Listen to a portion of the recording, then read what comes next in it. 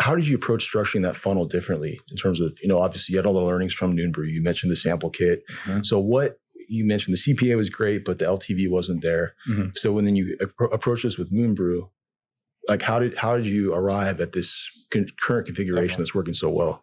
I think it started with setting the foundation for how would we determine our funnel to be successful. And for us, we anchored on our CAC to LTV payback. We knew we weren't first order profitable, but our goal was to break even on our customers over an X period in time. And for our business, what made most sense was 3 to 4 months. And what CACs could we have, CPAs could we have that allow us to still break even on those customers in the time frame that made most sense for our business, financially, operationally, et cetera. And when we had that guardrail, that 3 to 4 month timeline in mind, our goal was to start figuring out the funnel that allowed us to make that happen. For Moonbrew, when we were the Moonbrew only funnel, and all these funnels we experimented for maybe a month or two, and then the moment it didn't hit that guardrail that we wanted, we went back to the drawing board and tried to figure out the next one. Mm-hmm. We went Moonbrew only funnel, and what Andrew mentioned earlier were our CPAs were great. Mm-hmm. They were very low, but our subscriber rate was low. Our repeat purchase rate was low.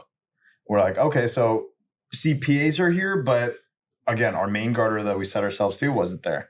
Then the next month or two, we went to the drawing board and we're like, why don't we try a day and night bundle?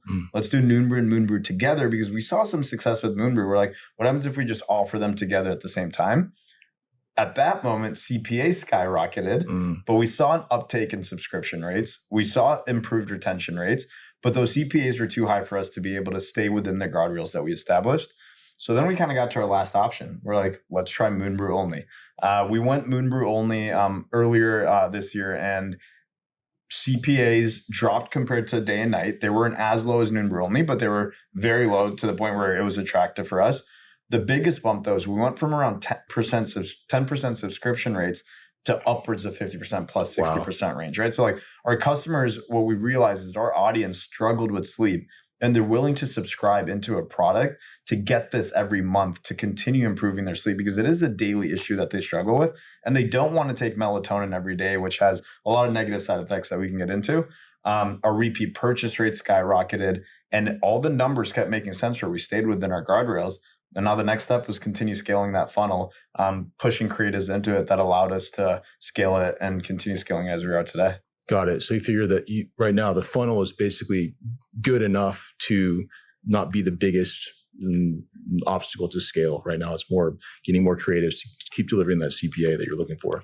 I would say so. Yeah, definitely. Crazy. Interesting. So everyone always says it's so hard to sell subscription on the front end, right?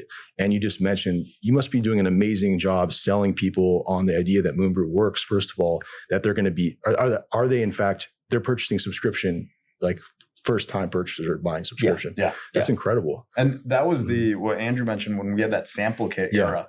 Great CPAs. Yeah. But